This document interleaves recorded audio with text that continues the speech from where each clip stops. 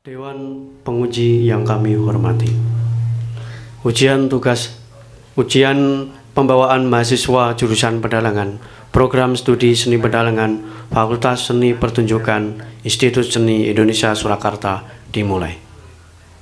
Penyaji Saudara Marendra Agung Pribadi dengan nomor induk mahasiswa 231231030 yang akan menyajikan pakliran ringkas dengan lakon Joko Maruto, Padet Songo Manyuro.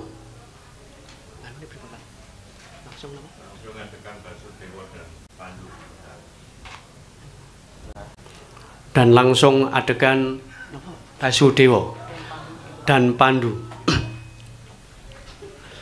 Kepada penyaji dipersilahkan.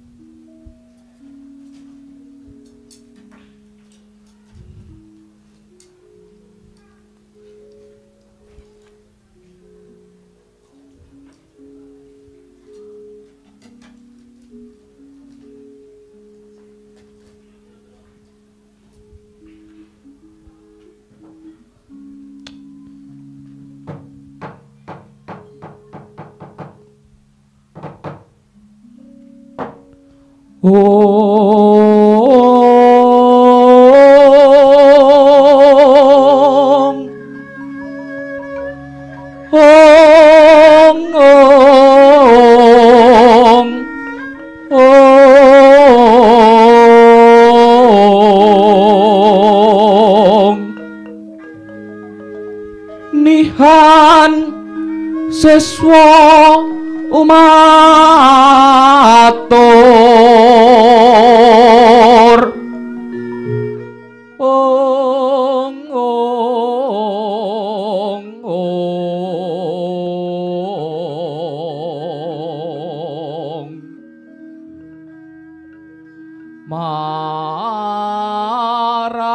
marang risang moho yogi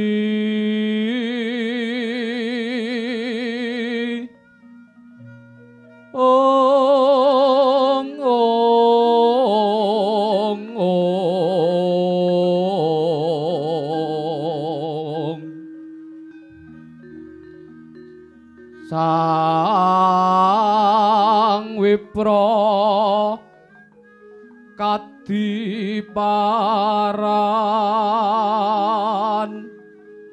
parane yang Adipati Yogya saliring warna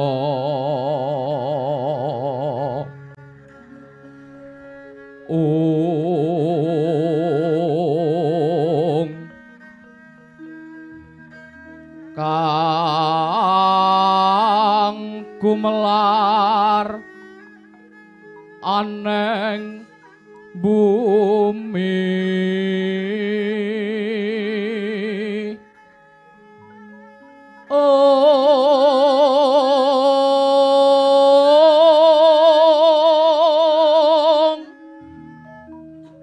mugi ulun tedahno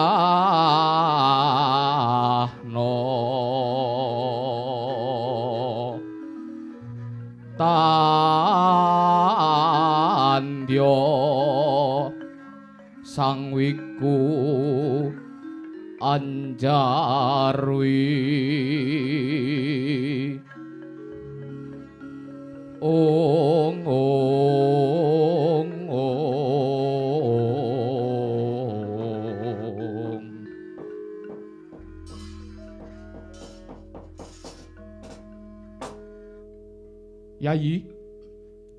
Yayi Prabu Pandu. Durung sepraptanira pun Kakang ngaturake pambagya Basuki. Mugi kunjuk Yayi Prabu Pandu. Nuninggi Koko Prabu. Kasembuh berkah pangestu Raharja pisuwan kula. Hamung pangabekti kula mugi katura duh Koko Prabu. Yo Yayi Prabu Pandu wis dak tampa tiba sepadha-padha. Sinuwun ing Astina kula ngaturaken pasagan panakrami sinuwun. Nadyan kula inggih ngaturaken pambagya harja mugi katura duh sinuwun. Inggih Kakang Mbok Ratu sekalian. Sampun kula tampi pambage paduka. Punakawan kono-kono prayogakna aja duweni rasa rikuh lan pekewuh. Inggih sinuwun ngestokaken dawuh. Wah, Truk. Jebul kahanane alas ki nyenengake ya. Dasar wite gedhi tur ngrembuyung gadhange. Oceh-ocehane ya isih ganep. Tur wanci sore angine sumilir ning mata merai bliyut, Truk. Pancen bener ya, Kang. Janji alas iku durung dijamah dening tangan jail. Wah, ya isih apik. Ning kok capo. Janji wis akeh Kang blandong kayu. Wah, ya dadi rusak. Apa meneh sing jaga melu blandong. Wis tambah saya mawut. Ning aku sing tak demeni, sing tak senengi ning kene iki oceh-ocehane, Truk. Kowe wis ngerti durung, Gong? Kewan blesteran. Umpamane kewan apa? Umpamane pitik alas. Karo pitik Jawa dikawinke anake jenenge Bekisar. Umpamane apa meneh yo? Manuk puter karo derkuku dikawinke anake jenenge Deruk. Nggon kuwi enek, Truk. Blesteran wedhus karo gareng. Lah kok gelem to, Gong? Gelem ae. Wong dasare celuthak kok. Anake jenenge Rengdus. Wah. Bagong ki cangkeme ancen jaluk didondomi kok ben aja trigis. Oh iya sorry. Oh iya mok guyon aja gampang nesu to, Reng. Wong kowe iki anggere nesu kagungan wulu direnggil kumat to.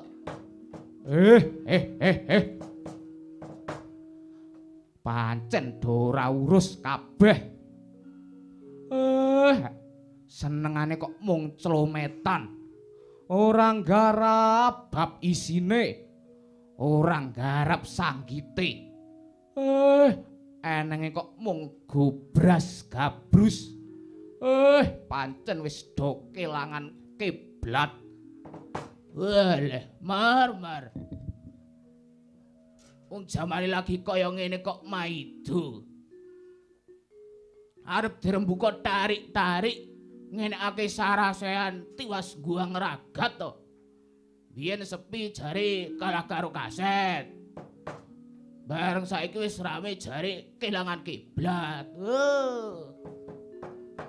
Wong kowe iki Pak mung iso maido ngritik coba nglakoni. Wes tiwas entek entutmu.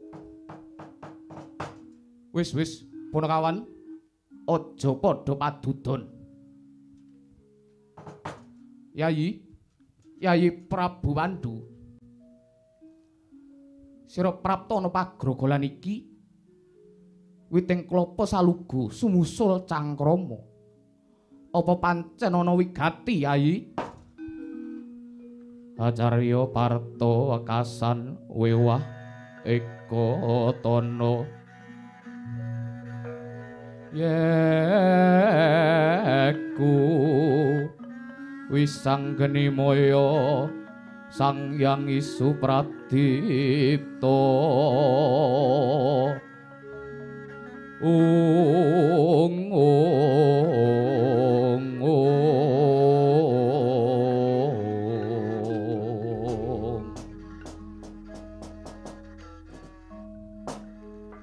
Koko Prabu kula sowan wonten pagrogolan menika kajawi sumusul cangkrama estunipun ugi matedhakaken dawuh pangandikanipun ingkang Rama ing Saptawarga ingkang suraos suka pemut jeng Koko Prabu sampun kaladuk sengsem cangkrama menawi sampun katrem badhe manggih kacintrakan duh Koko Prabu ingune wonten tuladha satriya ing Ayodya Prabu Rama Wijaya bot-bote sengsem anjing wana satemah pisah lawan garwanipun Rekyan Sinta pramila Koko Prabu tuladha menika bisa dados pepenget Koko Prabu. Yayi Prabu Pandhu kadangipun Kakang. Sak panduratipun Kakang kaya antuk cahyaning Bathara Yayi. Sambung rapete lan dawuh pangandikane Paman Resi Wyasa. Yayi Prabu Pandhu yekti rikala dina sukra kasih pun Kakang nyupena menawa Mbak Yunira Yayi Dewi Maerah kapulet ing naga mumbul ing awiyat sirna ing Pandulu muga-muga pasupenan iki mau ora dadi kasunyatan ya Yayi sarta pun Kakang utusan marang kadangira Yayi Harya Prabu supaya mboyong Yayi Dewi Maerah bumi gonjang ganjing langit kelap-kelap katon lir gencang ing alis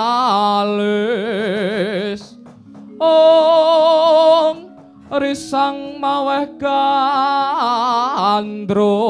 sabarang kadulu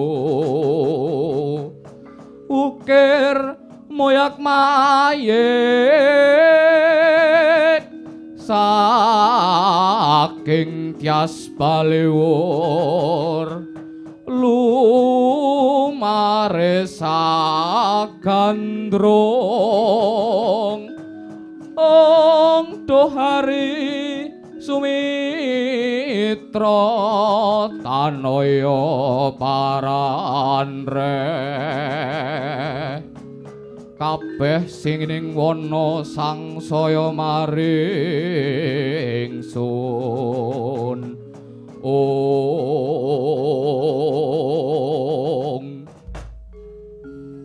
dereng dangu dene Imbal Wacana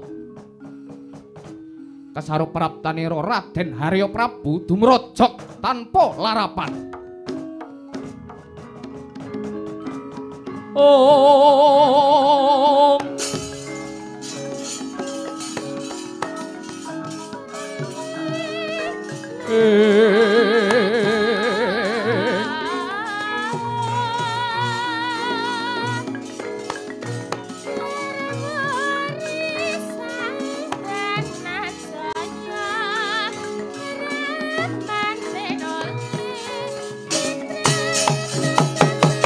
Prabu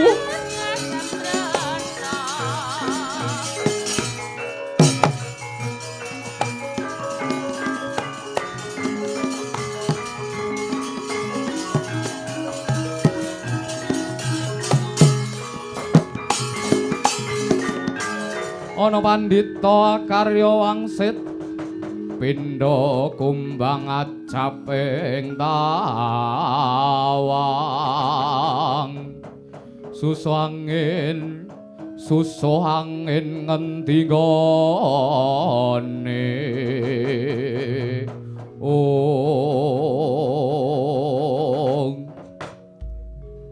Yayi Harya Prabu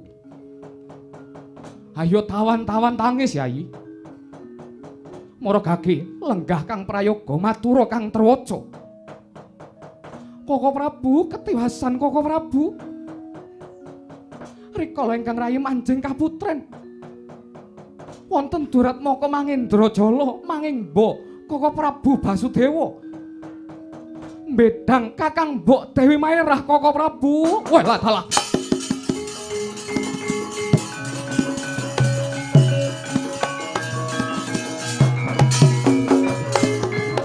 kagiat risang kaperangu rinangkul kinempet-empet duh sang reknaning bawana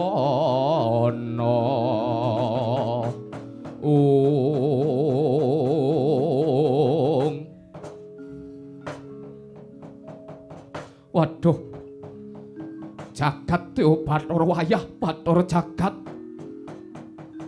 yen mangkono kadara tasih pasupenaning ingsun Yayi Prabu Pandhu kepriye mrih prayogane Yayi Prabu Koko Prabu keparenging mangkik Koko Prabu tumunten ngukut pasanggrahan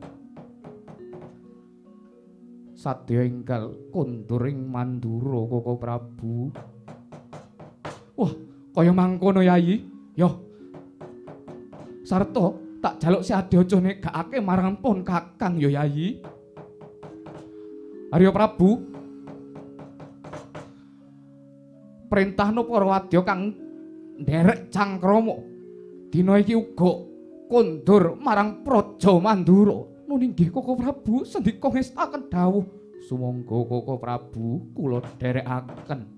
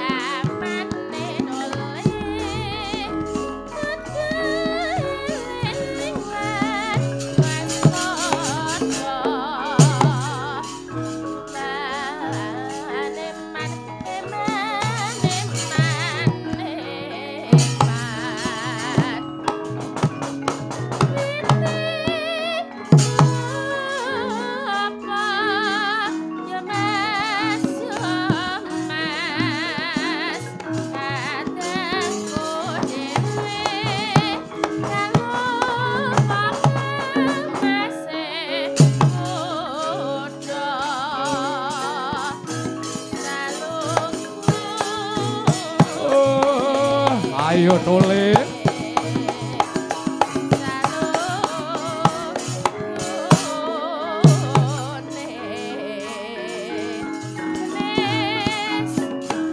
ayo letro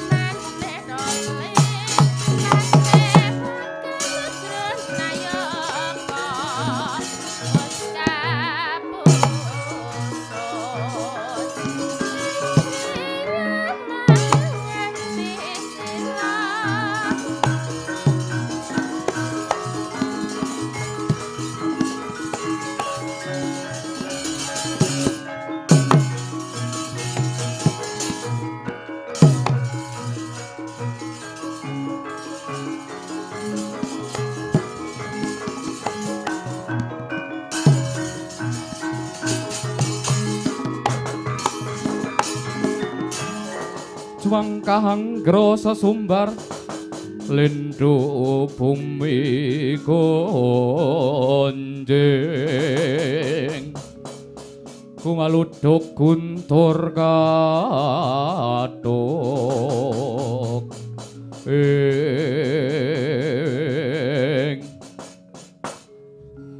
Durat Moko yen sira isih ngeman kekadangan mura gaging aku sapa sejatine sira Cetha mau kalian kowe pangling karo aku Nata Mandra Prabu Basudewa pun jenengan ngaku mawon ora usah ndadak berbelit-belit wong elek kowe sapa kok nyaruwus lah cetha maling iki wong karo kancane dhewe kok takon pun sinuwun gek ndang dicekel dirangket lebokke ngesel wah ambune banger abadin cetha dudu bangsane menungsa iki ayo cetha yen sira murang tata manuta aku kang bakal matrapi pidana manuta tak gandeng tanganmu bisa nyekel aku sasat bisa jaring angin ayo mara kaki cobanen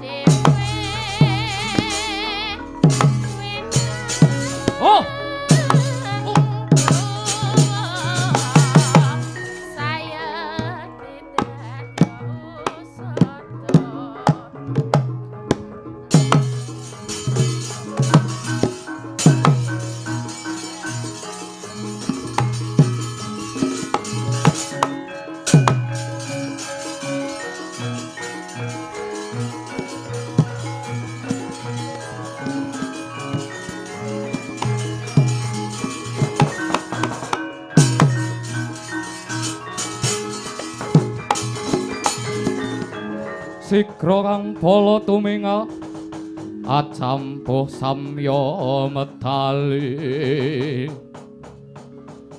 lir radit wileting gada ing dus malaning rat letek ing bumi paduk semaning jajalanat cetha yen kowe tan kena ginawi becik mara kaki tampan ana pusaka piandel negara Ngastina Kyai Pamungkas kelakon tatas nyawamu.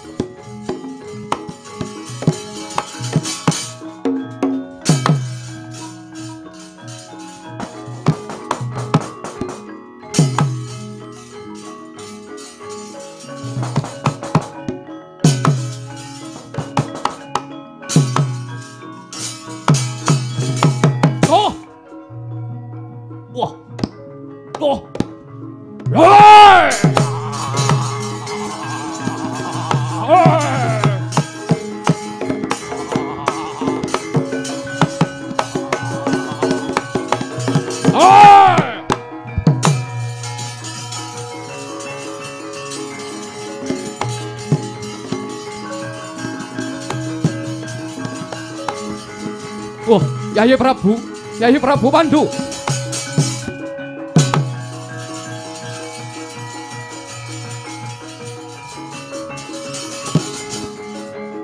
Yai Prabu Pandu sareh Yai, sareh.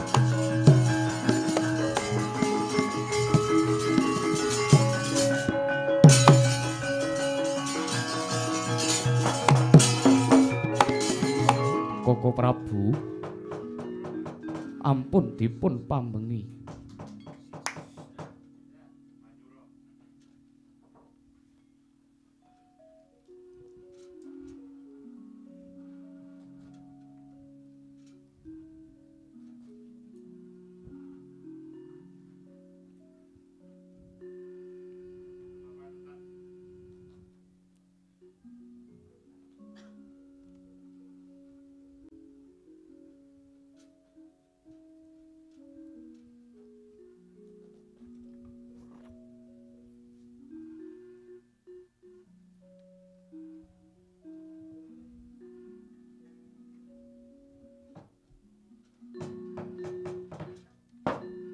Meh rahina sumebang yuang haruna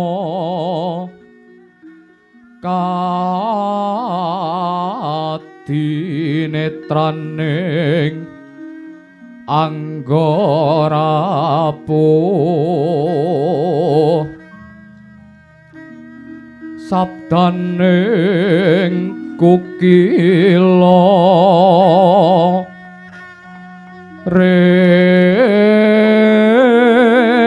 kanigara saketer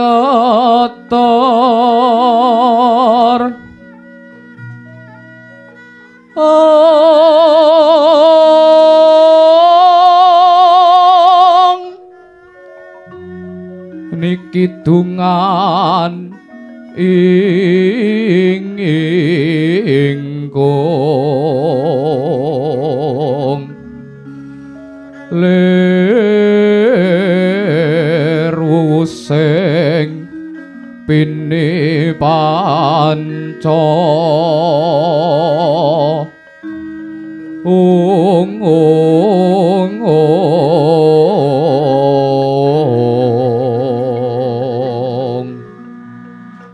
pepetok ing ayam wana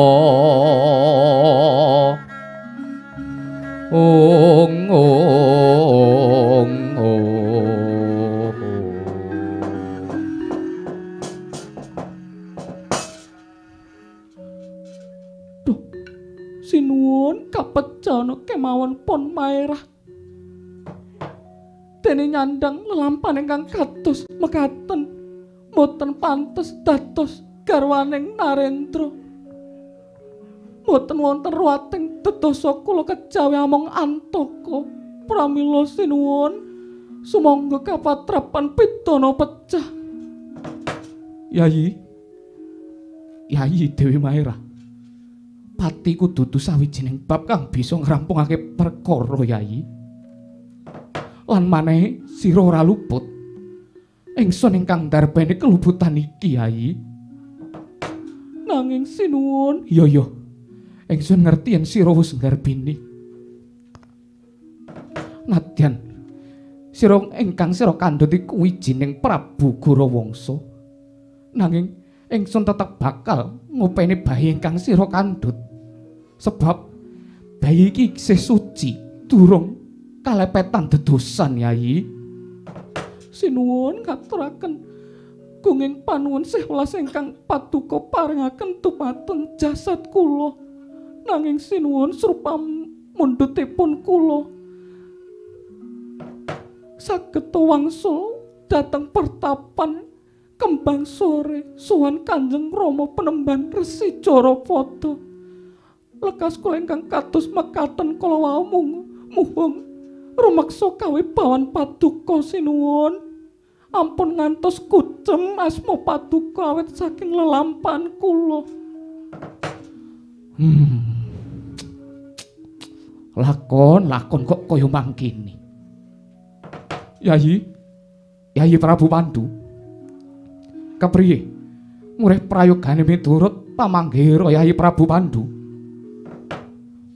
Koko Prabu, kula raos-raos kok wonten leresipun pamundhutanipun Kakang Mbok Maerah. Kejawi krumeksa kawibawan paduka hambuk bilih Kakang Mbok Maerah badhe nentremaken penggalih. Kaya ngono, Yai. Nun inggih Koko Prabu. Yo Yai Dewi Maerah. Yen pancen adreng panyuwunmu bakal bali kondur marang pertapan Kembang Sore. Yekti mono abot rasane atiku. Nanging yen wis dadi antepmu, ya wis ingsun lilani. Yai Arya Prabu, aja wedi kangelan. Derekno kondore mbakyumu marang pertapan Kembang Sore. Matur waloka Rama Resi Peremban Jarapada sarta pun Kakang Suna pangapura mungguh lelakon iki ya Yai. Inggih Koko Prabu sendika ngestaken dawuh. Sinuwun wekasing ngatur kula nyuwun tambahing pangestu mugi-mugi kiat nglampahi lelakon menika. Iya Yai. Muga-muga Jawata tansah ngayomi. Kakang Mbok kula nderek memuji mugi-mugi Jawata tansah ngayomi paduka.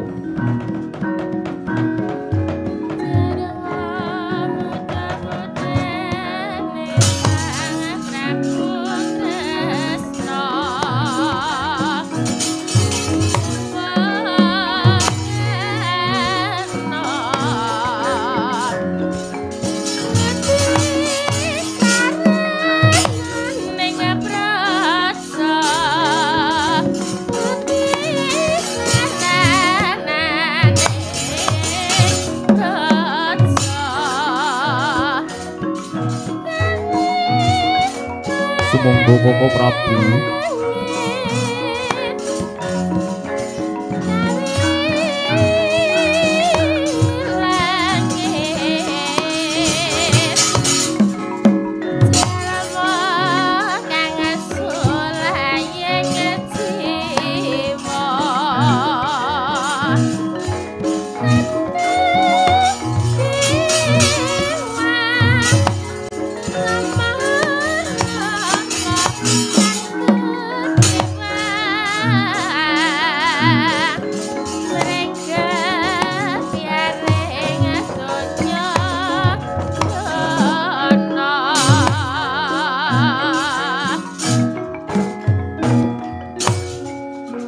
Kaya rinujit-rujit penggalihira Sang Dewi Maerah.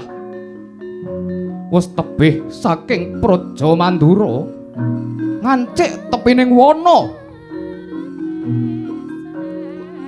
Wonten kaelokaning jagat saben pecaking suku kandhutane ebah. Kaya-kaya Sungsasmita Kalemunta Ponang Jabang Bayi Arsawuruh Padang Hawa kandhek lampahi Sang Dewi Maerah.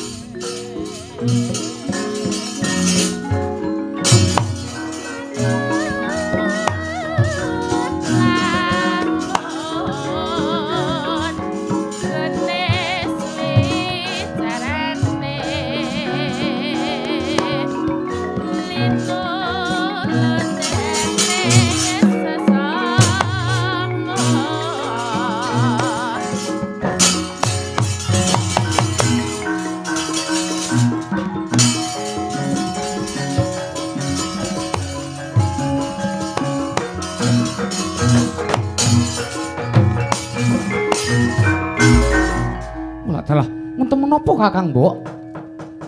Yayi, aku wis ora kuat nglawat. Sajaipun nang Jabang Bayi bakal weruh Padang Hawa. Walah dalah, yen kados ngaten monggo kula dherekaken pados papan ingkang prayogi.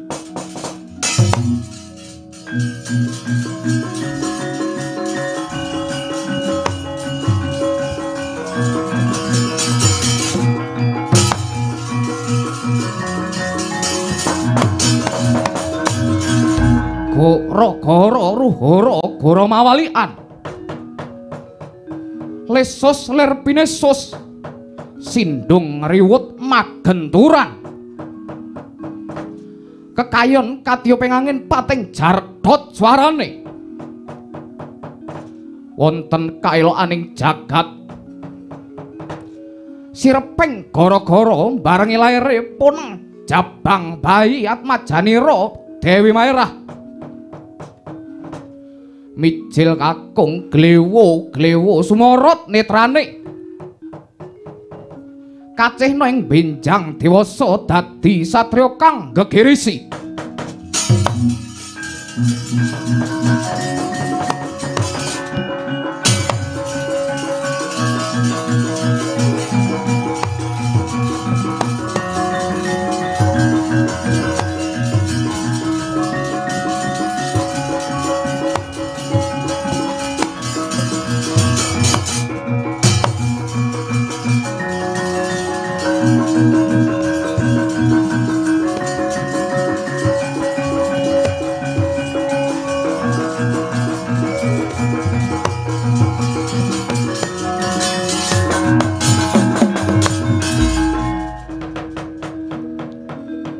Jumangkang grasa sumbar lendu bumi gonjing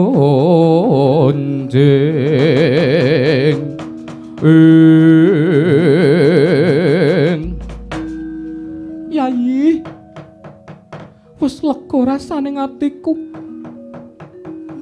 dene putraku lair kanthi gangsar nereng sambika lawet pambiyantunira Yayi.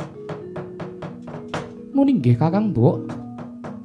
Semanten ugi kula bingahing manah kula ingkang tanpa pepindhan. Lajeng keparingipun paduka kados pundi? Yayi, sadurunge mbacotake laku aku bakal paring tetenger marang putraku kang nembe lair. Reh ning aku nalika aku nguwatake Jabang Bayi ana gara-gara Maruta. Semoga mula saksenana yodi putraku bakal tak paringi tetengeraran Raden Joko Maruta.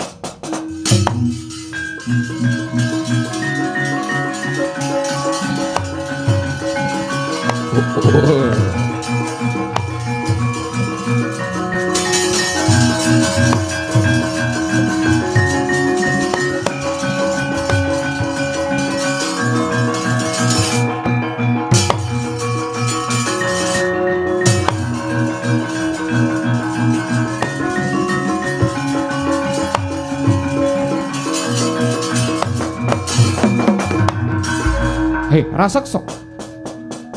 Yen kowe ora bakal ngendak sikara mara gaging aku.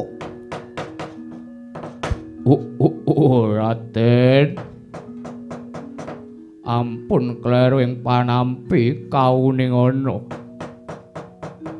Kula menika Suratri mantra kadangipun anem Prabu Gorawangsa. Walah dalah, yen ngono tekamu mrene bakal bela patine kakangmu. Raden, ampun kleru ing panampi.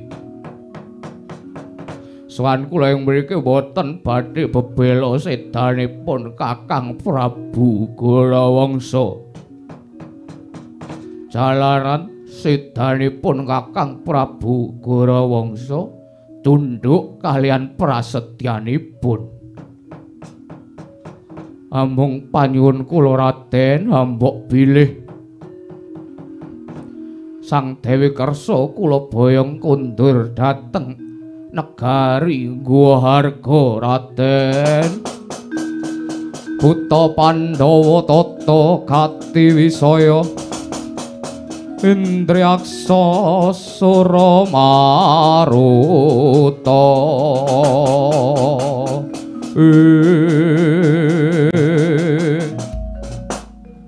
Yayi, tak kira bener ature surat Trimantra. Pramila Siadi tak atur kondur marang Praja Mandura. Lelakon iki tumuli atur nang ngarsane Sinon Prabu Mandura ya Yayi. Nun inggih. Kakang Mbok, menawi sampun dados anteping penggalih paduka, kula namung ngestakaken dawuh surat Trimantra mangsa bodha karahayonane Kakang Mbok Dewi Maerah sak putrane. Ngestakaken dawuh Raden. Sumangga Sang Dewi kula dherekaken kundur dhateng negari Guharga.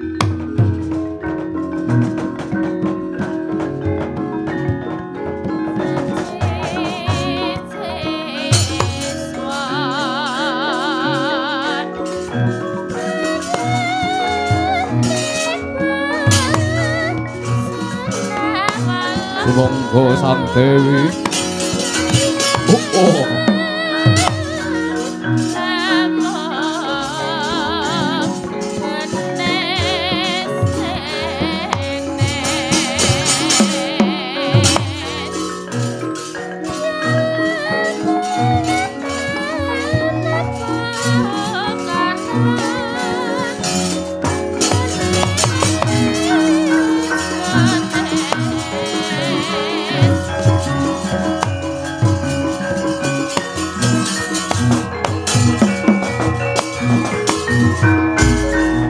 arsa madangi jagat.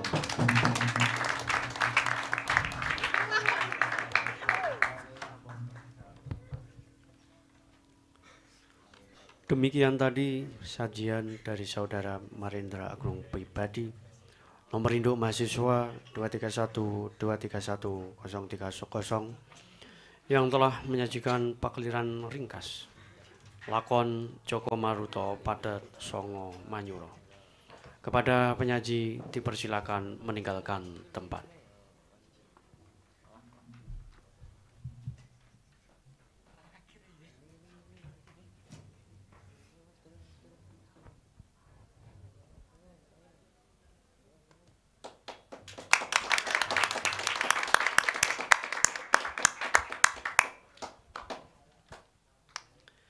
Kepada Dewan Penguji yang kami hormati,